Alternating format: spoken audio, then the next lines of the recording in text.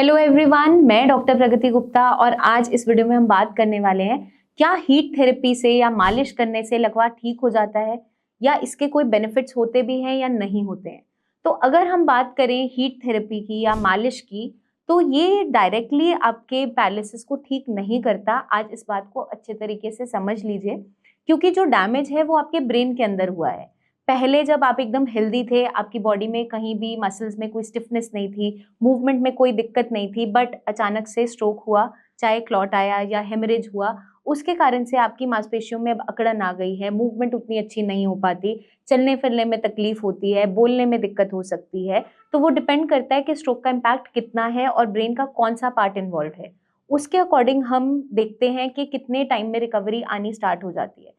तो पेशेंट को ये समझना बहुत इंपॉर्टेंट हो जाता है कि ये एक न्यूरोलॉजिकल डिसऑर्डर है, मतलब ब्रेन का डिसऑर्डर है जिसके अंदर आपकी मांसपेशियां इन्वॉल्व होती है। तो डायरेक्टली इसका जो रिलेशन है वो ब्रेन के साथ है। ब्रेन का जो हिस्सा काम नहीं कर रहा है, वो आपकी बॉडी के जिस भी पार्ट को कंट्रोल करता है, उसकी फंक्शनिंग को कंट्रोल करता है, उसमें चेंजेस या वीकनेस आनी स्टार्ट हो जाती है। मसल्स में टाइटनेस बहुत ज्यादा होने स्टार्ट हो जाती है, स्पास्टिसिटी मिल जाती है, मतलब कि अकड़न होने लगती है। तो उस कंडीशन में मालिश का या हीट थेरेपी का यही रोल है। जब भी हम मसाज करते हैं तो हमें कुछ चीज़ों का ध्यान रखना है कि किस तरीके से करनी है। आप जब भी मालिश करते हो, एक तो आपको नीचे से ऊपर की तरफ में मालिश करनी है और बहुत ही जेंटली मालिश करनी है, जोर के दबाकर मालिश नहीं करनी है। मालिश का रोल क्या है? ब्लड सर्कुलेशन को अच्छा करता है, ताकि आपके मसल्स में टाइटनेस जनरेट ना हो, वहां पे मालिश का रोल इंपॉर्टेंट होता है। हल्के हाथ से मालिश करना बहुत जरूरी है।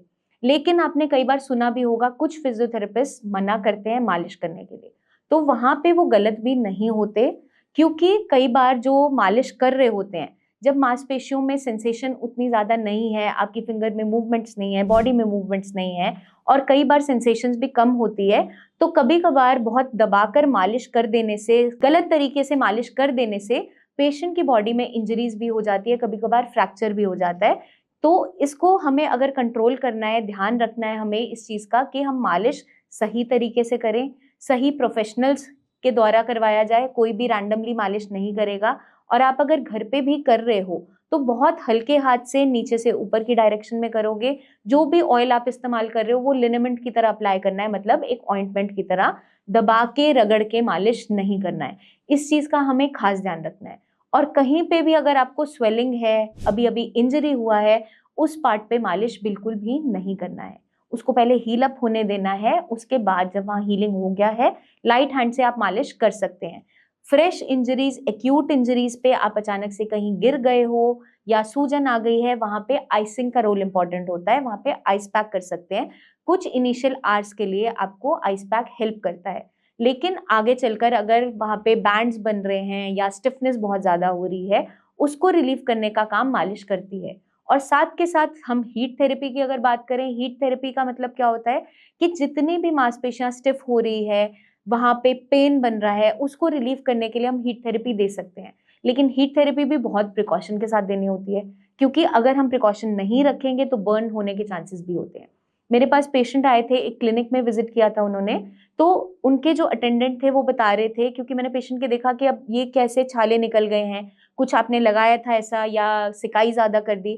तो उन्होंने बताया, मैम ये हॉट बैग लगाकर बैठ जाते हैं, इन्हें अच्छा लगता था, आराम लगता था, सेंसेशन उतना नहीं फील होता था, तो काफी ज्यादा बर्न हो गया था। उस बर्न को रिकवर करवाने में काफी ज्यादा टाइम लग गया, तो रिकवरी उतनी ही पीछे चले जाती है। तो अगर हम चाहते हैं कि ऐसी इंजरीज ना बने और हीट थेरेपी आपको फायदा दे, तो इसको सही तरीके से करना बहुत इंपॉर्टेंट है। तो आप कैसे कर सकते हो? जितने भी हॉट बैग्स अवेलेबल होते हैं, उसको डायरेक्टली आपको अफेक्टेड पार्ट पे रख नहीं देना है। आप पहले उसे टच करके देखोगे अपनी स्किन पे, जो अटेंडेंट दे रहा है पेशेंट को पहले अपनी स्किन पे लगा के देखेंगे, upper side of the hand वो टच करेंगे, क्योंकि यहाँ सेंसेशन काफी ज्यादा फील होती है, सेंसिटिव होता है। अगर वो लगता है कि सहने लायक है, तो आप पेशेंट को दे सकते हो, और लाइट हैंड से उसको मूव करते रहना है, एक जगह फिक्स नहीं कर देना, या एक लेयर ऑफ क्लॉथ में उसको रैप कर सकते हो या टॉवल में रैप कर सकते हो और फिर अप्लाई करेंगे। क्योंकि कई बार स्किन पे रैशेज होना, जिन लोगों की स्किन सेंसिटिव है, रैशेज बन जाते हैं, बर्न्स बन जाते हैं, इस चीज से बचाने के लिए हमें सही तरीके से सिकाई करना इंपॉर्टेंट है। क्योंकि हम कोई चीज अगर कर रहे हैं, कोई भी प्रोसीजर कर रहे हैं, तो उसके बेनिफिट्स हमें उठाने हैं, ना कि उसके साइड इफेक्ट्स लेने हैं। तो अगर आप राइट गाइडेंस में सही तरीके से चीज़ों को अपनाओगे तो डेफिनेटली आपको वहाँ पे रिजल्ट्स मिलेंगे। अब कुछ कंडीशंस में हमें ध्यान ये रखना होता है कि जिन लोगों का बीपी बहुत ज़्यादा हाई होता है, उन्हें बहुत ज़्यादा सिकाई नहीं करनी है, क्योंकि एकदम से घबराहट होना उन्हें स्टार्ट हो जाता है, एंग्जाइटी होने लगती है, तो आपको लिमिटेशन में सिकाई करनी है और जब रिक्वायर्ड है तो ही करनी है। जैसे मैंने आपको बताया कि एक्यूट इंजरी जब हुआ था तो आइस पैक कुछ घंटों के लिए आपको लगाना होता है, और उसके बाद जब आपको लग रहा है कि वहाँ पे अब थोड़ा बेटर हो रहा है और बहुत ज़्यादा स्टिफनेस बढ़ रही है, तो हम वहाँ पे हीट पैक दे सकते हैं। तो इसकी हेल्प से ही हमें जो है सही तरीके से हीट थेरेपी भी लेना है, चाहे मालिश हो वो भी करना है। जिन लोगों की स्किन ज़्यादा सेंसिटिव होती है उनका खास ध्यान रखना है कि दबा के मालिश वैसे भी नहीं करना है, और ऑयल्स का भी ध्यान रखना है। कुछ ऑयल्स जो आपके पेन रिलीविंग ऑयल्स होते हैं वो स्किन पे रैशेस भी दे देते हैं, तो अगर ऐसा हो रहा है तो आप उसको डाइल्यूट करके इस्तेमाल करेंगे और ज़्यादा रब नहीं करेंगे, हल्के हाथ से लगाकर छोड़ देंगे। 1-2 घंटे बाद आप एक टॉवल को गर्म पानी में डिप करके स्पॉन्ज करके क्लीन करोगे, ओवरनाइट नहीं छोड़ना है, या फिर आप मालिश के 1-2 घंटे बाद पेशेंट को नहला दीजिए। तो हाइजीन का ध्यान रखना भी बहुत इंपॉर्टेंट है, क्योंकि जितने भी मैंने केसेस देखे हैं, चाहे आपका ऑयल लगाने से, मालिश करने से या फिर हीट थेरेपी देने से, वहाँ पे स्किन में कोई स्किन डिजीज बना या रैशेस बना या बर्न बना, वो हमारी लापरवाही से ही बनता है।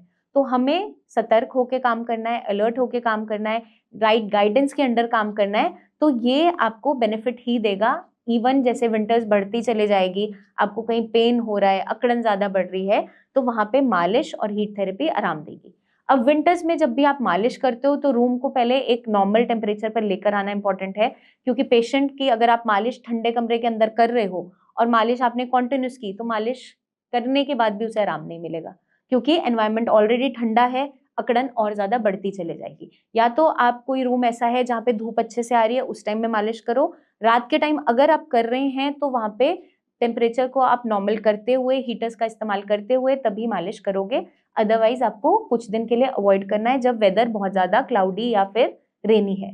तो ये सारी प्रिकॉशंस अगर हम रख लेते हैं तो डेफिनेटली आपको हीट थेरेपी या हो, आपकी मालिश हो, दोनों से ही बहुत बेनिफिट्स मिलेंगे। बट अभी भी मैं आपको यही कहूंगी कि सिर्फ अकेले ये थेरेपीज आपके लकवे को ठीक नहीं कर सकती, क्योंकि हमें ठीक करना है ब्रेन के लेवल पे, रूट कॉज के लेवल पे, जहाँ पे एक्चुअल नुकसान हुआ है। तो ब्रेन को हील करने के लिए आपको डेली रूटीन में एक्सरसाइजेस जो बताई जाती हैं वो भी करनी है।